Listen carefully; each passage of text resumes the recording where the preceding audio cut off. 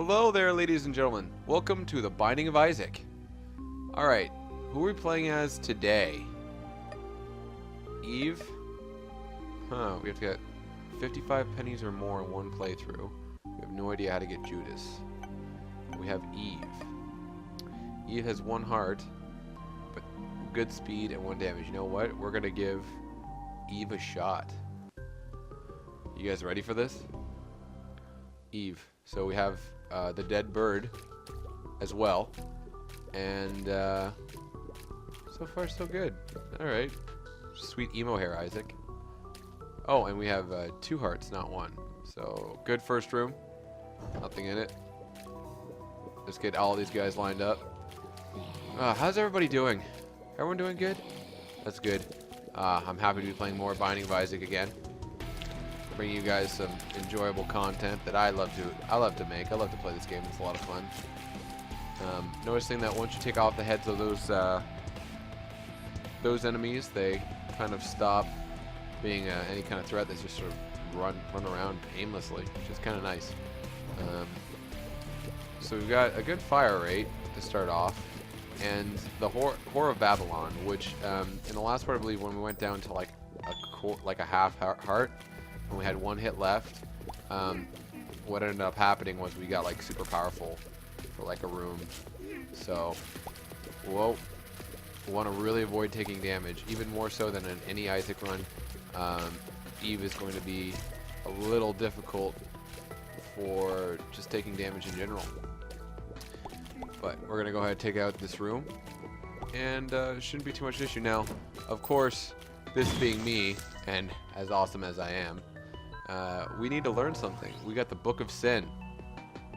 So we're going to use that in our next room to see what it does.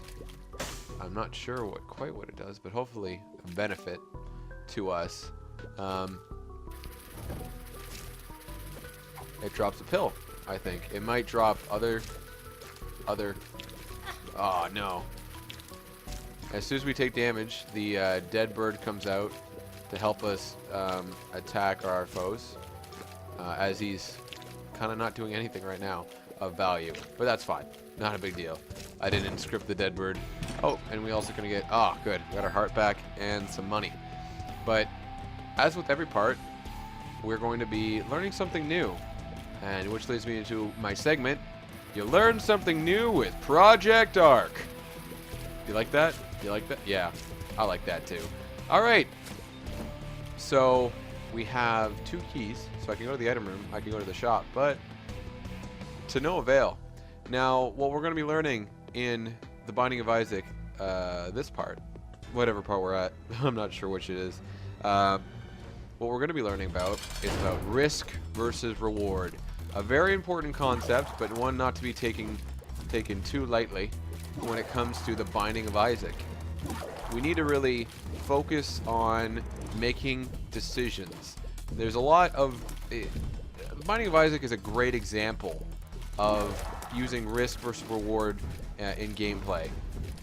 When a player decides that, like let's take a mob room. Oh, lucky there. I'll use a pill. Used bad gas. Didn't really do anything besides make me fart on screen. Great. Good. Good. Oh, no, it took some damage. Dead bird's gonna come out. Wow, whole 1 heart of damage. Come on, Monstro. Come on, you can do it. So, with risk versus reward, you have to make a decision about whether or not something is of value to you. Now, if we take a mob room, as I was alluding to earlier, what ends up happening is you're deciding if I'm going to risk, you know, facing all these enemies and possibly dying and losing more health versus the reward of getting whatever item lay beneath it. So the pentagram, we got damage up. Ooh, this is looking good. I have a good feeling about this run, guys. The Book of Sin in our hands. Who knows what fearful creatures await us in the basement too. Poop! That's what awaits us! Haha! So hopefully I can show you guys some examples of... Oh, shit! Risk versus reward. So that room was not risk versus reward. That room was all the way reward because they all just killed themselves. All right, now I figured out or at least, I shouldn't say I figured out. I had someone point out to me in the comments that the reason why these rooms wasn't open for me. Oh, a skeleton key. That means we'll have 99 keys. Is that worth it? Risk versus reward. Now I'm gonna step back. We're gonna take a little break, and we're gonna talk about the fact that these rooms only open when you're at full health. Now this is a great example of risk versus reward. This is an enemy room where I have 2 life. I do have some damage up, and those and unlimited keys, like 99 keys for any playthrough of Isaac is more than enough. It's worth it. All right, what do we bring it on? So we've got some hoppers. Not a big deal. They are so cute and cuddly. I wish I could just splash tears on their faces and they explode. All right, and then, oh, okay. This is so far. As you can see, this room gave us a really huge advantage and hasn't really thrown anything of actual worth my time at us. Also, I'm going to use a pill in this room, right? Or yeah, so okay, the Book of Sin just drops a random item drop, which, you know what? I'm not complaining. And we also got a bomb. So that was, we took the risk, especially me not knowing what could possibly lay in wait for me in that mob room. And then what I did was I got all the reward. I got a skeleton key. Now that is a great example of when you have to make that decision. You know, you're a weaker character. How good is the item? Now sometimes it could be a chest that you don't know what the actual item is, but that skeleton key is definitely going to help us out. We just got some pretty flies hanging out, doing their thing. Nothing major.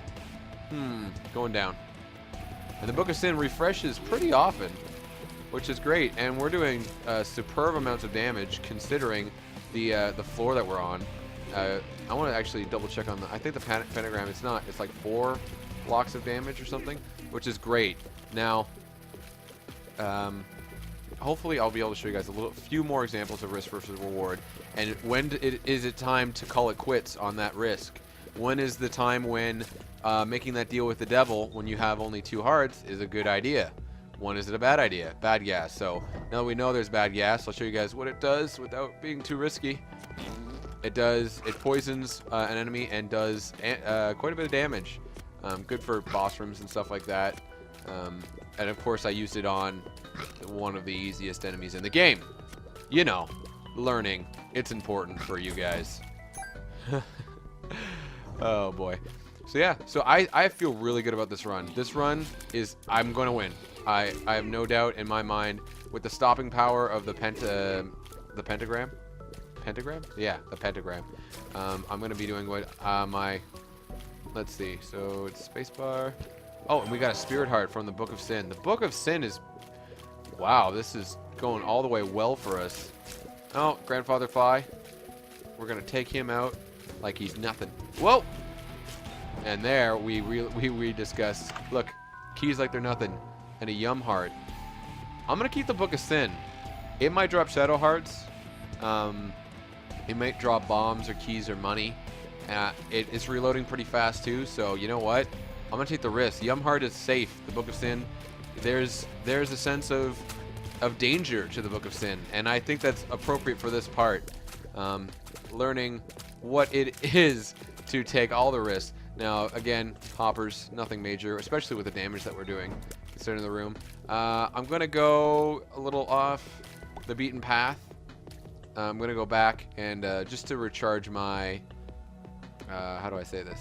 My space item, my Book of Sin. Oh, boy. And there's nothing in here, is there? Oh, well, I mean, nothing we can do. The Book of Sin is one of those crucial boss items. We only have 3 coins. So I'm not going to bother visiting the shop. Really nothing I could probably buy besides maybe a bomb or a key, but oh, we're against Famine. He's given me a lot of trouble, and hopefully this I feel the payoff. Oh, Grandfather Flies. They're kind of actually, whoa. All right, one of my least favorite enemies, but we're doing good, really good damage against Famine. Now we're going to be implementing what I taught about, what we learned about in dodging, which is, it's more important actually right now to watch the Grandfather Flies than it is to watch Famine. As you notice, I'm kind of doing damage, but my eye is completely on those grandfather flies. Them spouting anything at me would be detrimental. Famine's getting kind of scary close to me, which is making me a little uncomfortable. Oh, and his horse is dead. Go, go, fly. Oh no, taking a little bit too much damage, but he won't be able to spawn any more grandfather flies. Let's just dodge out of the way. We'll get the timings down on his. He's very predictable now. And there we go. No more grandfather fly. Oh, the Book of Revelations appeared in the basement, and you know what that means, guys. Deal with the devil. So we got a cube of meat. This will help take more damage for us. Now, for the cost of 3 spirit hearts, we can get, I believe that's Brother Bobby. Or we can get 9 lives, which is the cat. And I would die if I got 9 lives. So, unfortunately, there's nothing I can risk. Now, I believe the deals with the devil only occur if you take minimal or no actual damage, like we took spirit heart damage with the devil, and it doesn't guarantee that he'll show up. But I'm fairly certain that you need to do that. Now these devil flies gonna get me into a corner, but luckily we snuck by them. Got to clear a path for yourself when you're doing all this strafing run. Now the cube of meat doesn't protect you from physical damage, so enemies touching you or anything like that. Got a pill with bad gas. Oh man, Sin was seeming. Okay, so now we have bomb flies. Don't blow me up. Don't blow up. Okay, so there we go. Chain of events. Oh, and we got the Dead Sea Scrolls. What does this use? Monstro's Tooth. Oh, this randomly gives us an ability for a room, or the Book of Sin. And risk versus reward. You know what? The Book of Sin is, even though it hasn't been particularly good to us, I feel like this part needs the Book of Sin. It really does. I feel like the Book of Sin is going to be crucial at some point today. Oh no. Took. I'm trying to use that bad gas to line up. That we took some silly damage, but we got lots of hearts on this floor. I really need some health up actually, but unfortunately I don't get the, I don't have access to the, oh, there we go, we're at full health, so we can go into the mob trap room, and we can get possibly bombs, no hearts. There's really no value in that. The most thing I would probably need would be, so open this up, and there's a treasure map, and charging my lasers, or shoop de whoop, I believe. But so far, nothing spectacular. This run has been a little disappointing. So we've got champion bomb guy, bomb guy. Oh, there we go. And he's dropped some money for us, actually, so we should be good. There we go. Oh, perfect. We should be nearing the boss room soon. Oh, just try and get a good corner so we can start to really pay attention to where the placement of the little chubby love cutie pies who are going to kill me. Oh man, I need to go back for that heart. That of course was over here. This is risky. There's a lot of danger. All right, come on. Okay, so he's gonna shoot little annoying flies at me. Oh, okay, wow. There we go. Use the TNT to our advantage. Okay, we have half a heart. Come on, give us a spirit heart, please, Mister. A key. I don't need you. God, really regretting keeping the Book of Sin. After that spirit heart, it like taunted me with the idea that, oh, look at this room. This is kind of going to be the biggest joke ever. Just wait for the enemies to line up where I need them. Dodge out of the way as needed. Come on, walk into my bullets, my pretties. Walk into my bullets. Might need some more range. So you know what? I'm not going to be... Gonna be a little bit more risky. Oh, they can only shoot, apparently, horizontally. So no need to worry about that y-axis being a risk. So hoppers and a chub. Little chub. I think they're called little chubs. I hope they're little chubs. Okay. And hoppers are just being annoying. Staying just outside of my range. Seems that they have trouble leaping over single slot things. Keep that in mind. They can't leave over. They follow the same pathing. Even though they can jump, they follow the same pathing as if they were ground units. Not warping around over any kind of holes or anything like that. There we go. Lovely. So a room that's almost made to make it so that we can access all the treasure inside of it. I like rooms like that. You know what we haven't tried to do? Get to the secret room. And that's because we have one bomb. Is it worth the risk? We have 3 options for the secret room and only 1 bomb. And... oh, man. I don't know. I don't know. Alright, let's go to the boss. Let's see what magical...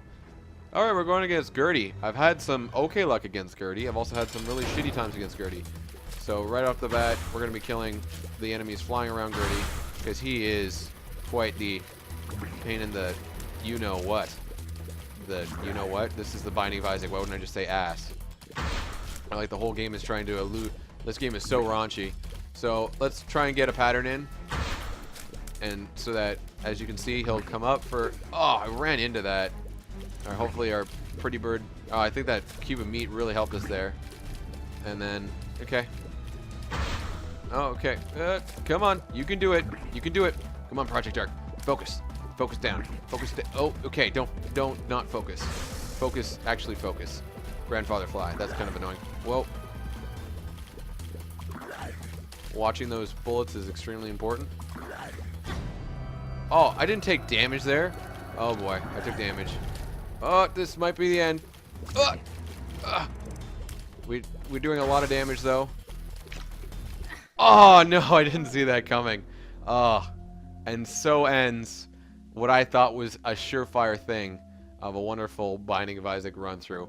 So, guys, as we can see, risk versus reward. Keeping the Book of Sin was probably my downfall.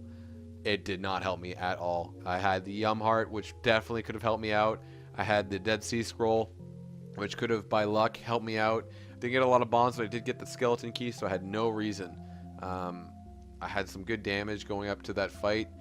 Unfortunately, that's how it works. So, guys, I hope you learned a little something about risk versus reward. I know I didn't talk nearly as much as I intended I would, but you know what? This game is so entertaining. It takes all my attention. All right. Thank you guys so much for watching. I'll see you guys in the next part. And as always, have yourselves a great day.